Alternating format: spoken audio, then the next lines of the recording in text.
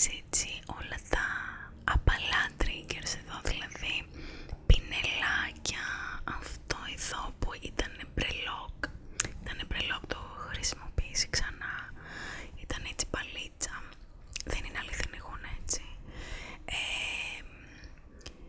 και έτσι έχουν πολύ ωραίο ήχο,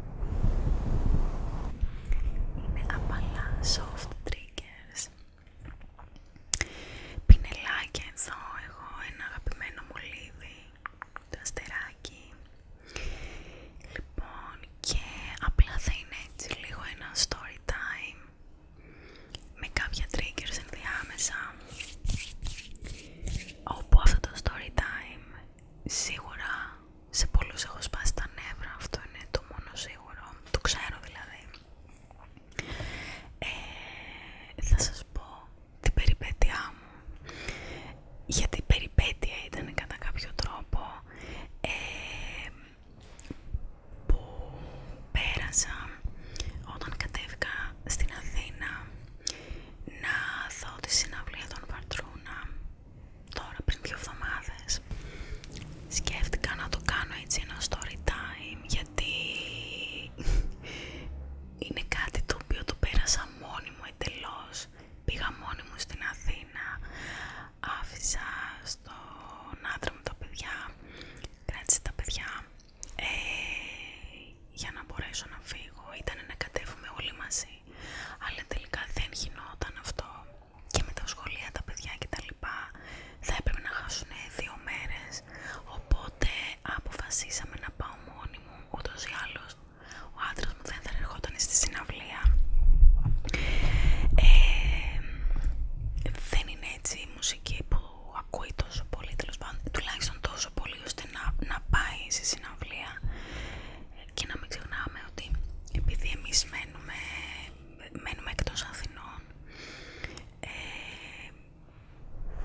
για μας είναι λίγο δύσκολο να πηγαίνουμε στις συναυλίες, γιατί για να πάμε εμείς σε μια συναυλία, εκτός από το εισιτήριο που πρέπει να πληρώσουμε για τη συναυλία, έχουμε τα έξοδα μετακίνησης, έχουμε τα διόδια, έχουμε ότι σίγουρα κάπου θα πάμε με τα παιδιά, οπότε θα χαλάσουμε και άλλα έξτρα λεφτά για να πάμε εκεί, ας πούμε, να περάσουμε αυτές τις 2-3 μέρες. Οπότε είναι λίγο δύσκολο για εμάς να πούμε ότι πάμε όλοι σε μια συναυλία μαζί, εκτός κι αν είναι κάποια συναυλία όπως έχει γίνει στο παρελθόν με Aerosmith και Bon Jovi, και δεν θυμάμαι ποια άλλη, και σε κάποια άλλη έχουμε πάει μαζί με τον άντρα μου, η οποία είπαμε ok, αξίζει τα λεφτά, πρέπει οπωσδήποτε να τους δούμε. Τώρα επειδή ο άντρας μου δεν ψινότανε και τόσο πολύ για να κάνει όλη αυτή τη διαδικασία, λέω ok, θα πάω μόνη μου. Λοιπόν παιδιά, έπεσα πάνω στην απεργία που είχαν τα μέσα μαζικής μεταφοράς για 24 ώρες. Την ημέρα της συναυλίας ήταν Πέμπτη, οπότε πήγαμε το πρωί το μικρό στο σχολείο, ο μεγάλος πάει μόνος του έτσι κι αλλιώς. Πήγαμε το παιδί στο σχολείο και μετά με πήγε ο άντρας μου στα κτέλ για να φύγω. Τέλος πάντων, είχα πάει από 1 εβδομάδα και πριν και είχα βγάλει εισιτήριο, γιατί θέλω να κάθομαι μπροστά, γιατί δεν μπορώ, επειδή θα ταξίδευα και μόνη μου, ήθελα λίγο να είμαι μπροστά, να βλέπω, δεν ξέρω, αν δεν οδηγώ εγώ ή ο άντρας μου, αγχώνομαι, δεν μπορώ. Οπότε και λόγω για τα μικρόβια και όλα αυτά, ήθελα να είμαι μπροστά, να μην έχω άλλους μπροστά μου, τέλος πάντων. Όλα καλά, βρήκα θέση, καθόμουν μαζί με μια κυρία πάρα πολύ συμπαθητική, τα είπαμε λίγο στην αρχή, μια χαρά, δεν είχαμε πρόβλημα καθόλου, κανένα, όλα καλά.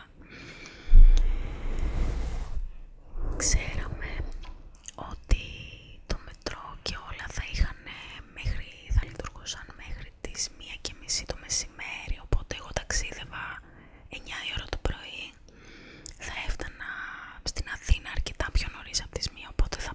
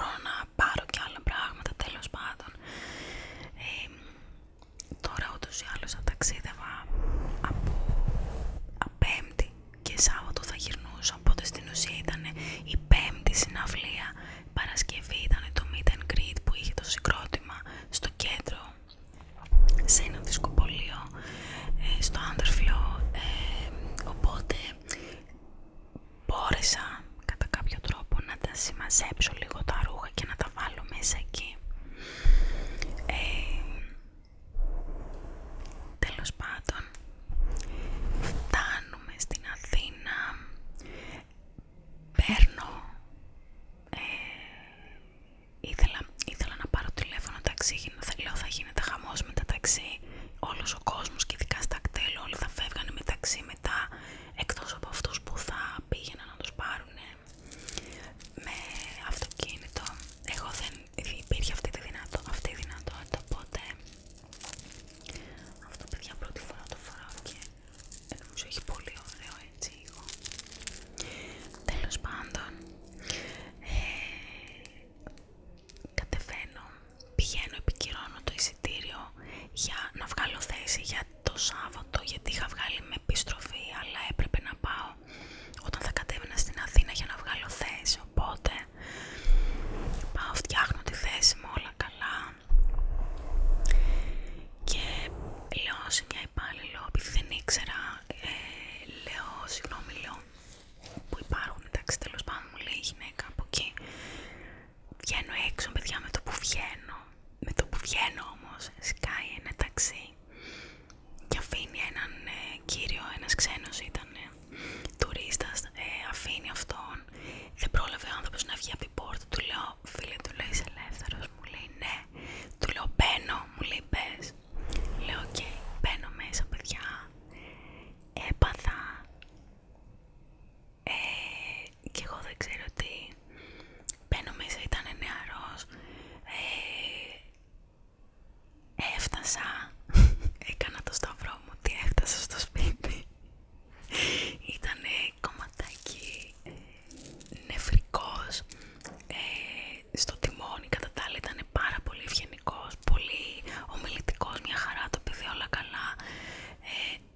Στο δρόμο παιδιά έμαθα, δεν μπορείτε να φανταστείτε, κάποια στιγμή είχα κρατηθεί και από την πόρτα, είχα κρατηθεί και από το κάθισμα, είχα και την τσάντα μπροστά, λέω εντάξει τώρα δεν θα προλάβω να δω τη συναυλία με τίποτα. Τέλος πάντων όλα καλά, δόξα τω Θεώ. Έφτασα σπίτι, καθίσαμε με τη μητέρα μου, φάγαμε, ξάπλωσα λίγο να ξεκουραστώ, έκανα μπάνιο, ετοιμάστηκα, τέλος πάντων λέω 8 η ώρα, με 8 και κάτι έπρεπε να ήμουν στο Ηρώδειο. Λέω στη μάνα μου θα πάρουμε τηλέφωνο, λέω ταξί από τις 6:30-7 ας πούμε, να μας κρατήσουν ταξί για τις 7:30 και καλύτερα λέω να πάω νωρίτερα και να περιμένω παρά να καθυστερήσω και να χάσω τη συναυλία. Τέλος πάντων όντως παιδιά πήραμε 7 παρά 10 και μας είπαν ότι το ταξί θα έρθει 7:30 με 8 παρά 20. Λέω άντε οκ, και πάλι προλάβαινα άνετα. Μπαίνω, έρχεται το ταξί 7:30, μπαίνω μέσα, μου κάνει το παιδί, λέει που πάμε, λέω Θησίο, θα μ' αφήσει λέω Θησίο και θα ανέβω, λέω γιατί πάω στο Ηρώδειο, θα πάω λέω με τα πόδια, ούτως ή άλλως λέω έχω χρόνο μπροστά μου. Όχι λέει θα σε πάω εγώ από εδώ, από εκεί, κάτι στενά, εγώ μη μου πεις ονόματα, δεν θυμάμαι ποτέ. Θυμάμαι να πάω οπουδήποτε, δεν ξεχνάω, γυρνάω όλη την Αθήνα, αλλά μη μου πεις θα σε πάω από αυτό το δρόμο. Τέλος, πες μου είναι εκεί και εκεί και εκεί και θα καταλάβω. Λοιπόν, έρχεται, τέλος πάντων μου λέει θα σε πάω από εδώ, από εκεί. Του λέω κοίτα, εγώ θέλω να φτάσω εκεί. Μπορείς, μου λέει θα σε πάω και λίγο πιο πάνω. Λέω οκ, κανένα πρόβλημα. Μου λέει τι πας να δεις, μου λέει στο Ηρώδειο. Του λέω πάω να δω Σβαρδρούνα. Μου λέει τι είναι αυτό, τέλος πάντων του εξηγώ. Βάζει το κινητό εκεί πέρα, το συνδέει με το τέτοιο, με wifi και μου βάζει παιδιά μέσα στο ταξί να ακούω Βαρδρούνα. Λέω οκ, με προετοιμάζει λέω για τη συναυλία τώρα. Κάποια στιγμή μιλώντας για μουσική μου λέει ας πούμε δεν ακούς τίποτα άλλο ρε παιδί μου έτσι, άλλο είδος μουσικής. Του λέω όχι, από ελληνικά, γιατί με ρώτησε για ελληνικά. Λέω αν θα ακούσω ελληνικά θα ακούσω ας πούμε ρεπέτικα, πιο παλιά λαϊκά, Παπακοσταντίνου, Big Slacks, δηλαδή σε αυτό τα καινούρια έτσι αυτά δεν τα ακούω, για να πω ότι θα πάω και σε συναυλία ας πούμε. Τέλος πάντων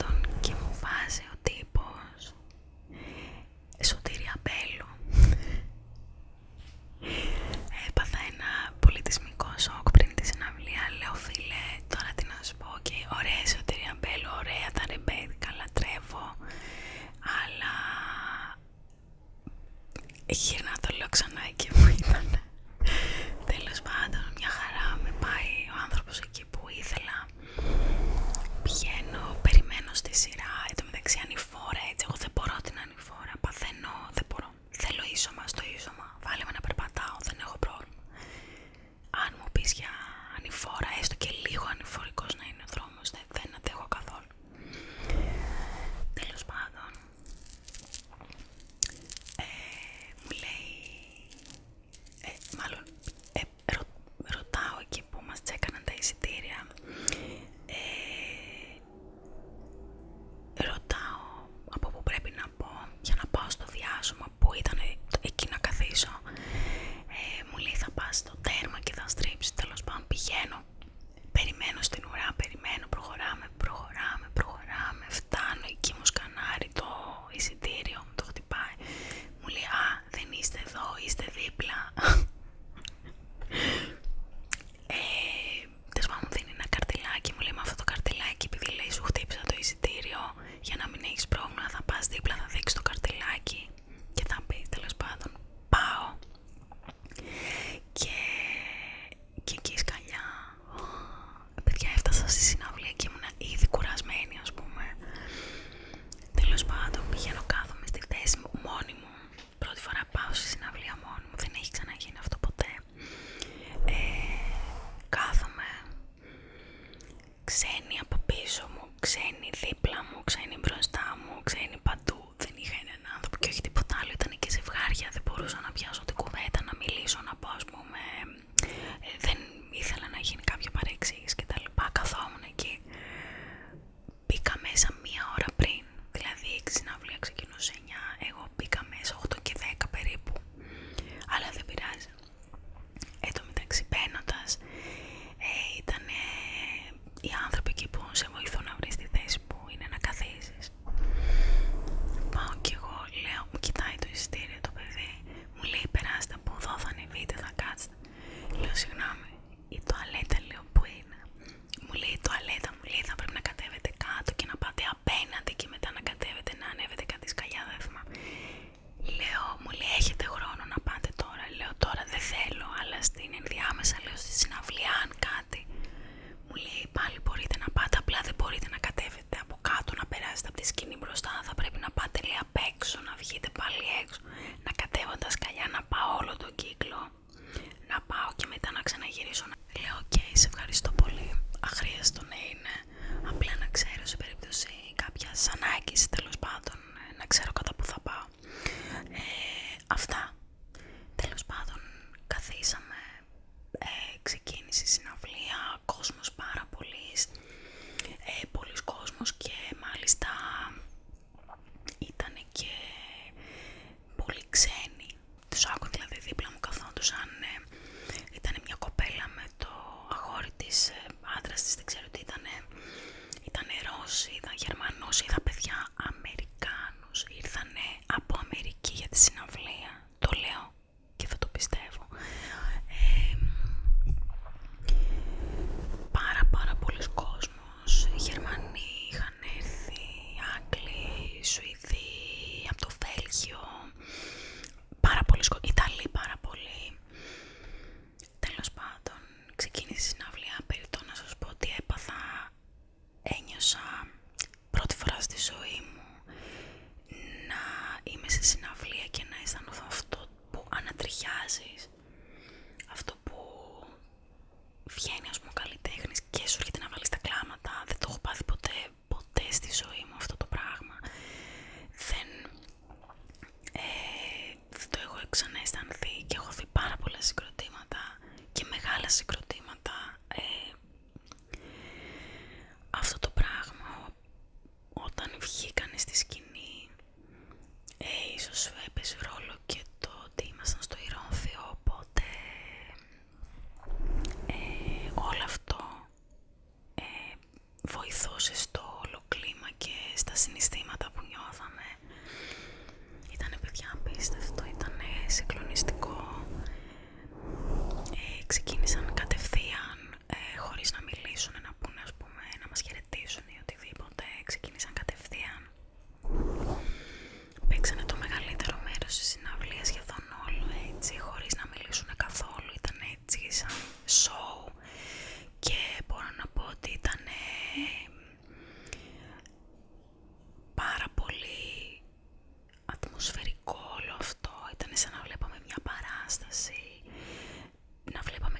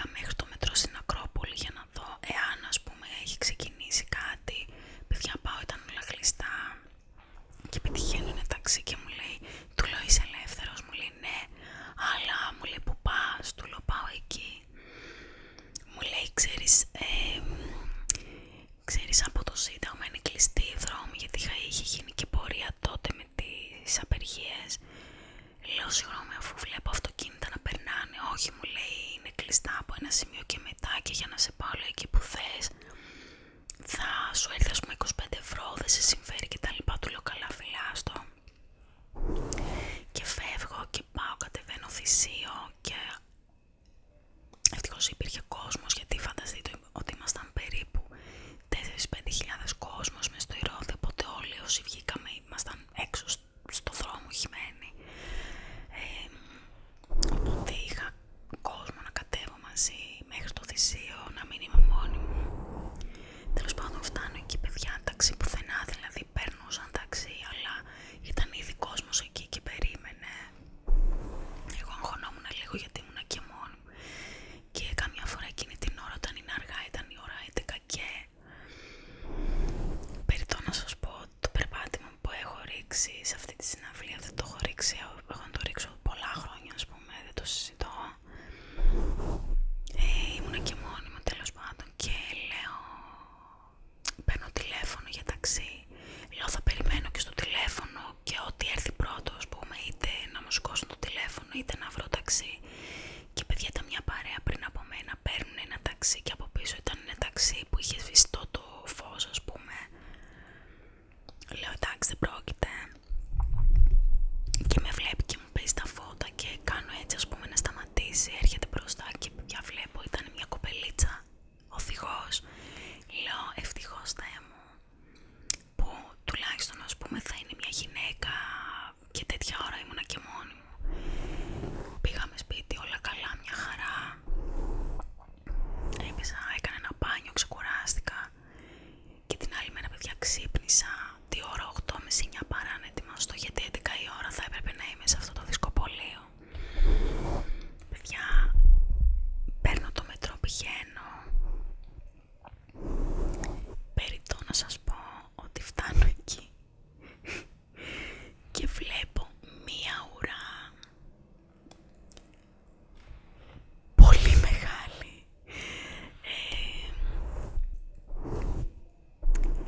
Περίμενα απ' έξω μέχρι να, δηλαδή προχωρούσαμε, ήταν μέσα το δισκοπωλείο, βάζανε άτομα που ερχόντουσαν έτσι κυκλικά, κάναν όλο το κύκλο του δισκοπωλείου και στο τέλος ήταν, δηλαδή μπαίνοντας από την είσοδο ήταν και το συγκρότημα, οπότε εμείς κάναμε όλο αυτό το κύκλο έτσι σε όλο το δισκοπωλείο για να έρθουμε μπροστά στο συγκρότημα.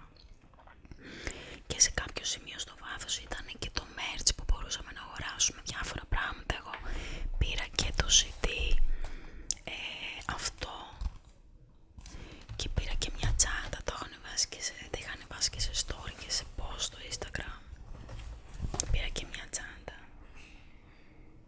Κβίτραφν είναι το λευκό κοράκι. Κβίτραφν λέγεται και το CD. Τέλος πάντων, παιδιά καθόντουσαν σε ένα τραπέζι όλοι έτσι στη σειρά και ο τραγουδιστής, ο Άιναρ Σέλβικ, ήταν όρθιος, γιατί όλοι βγάζαμε φωτογραφίες.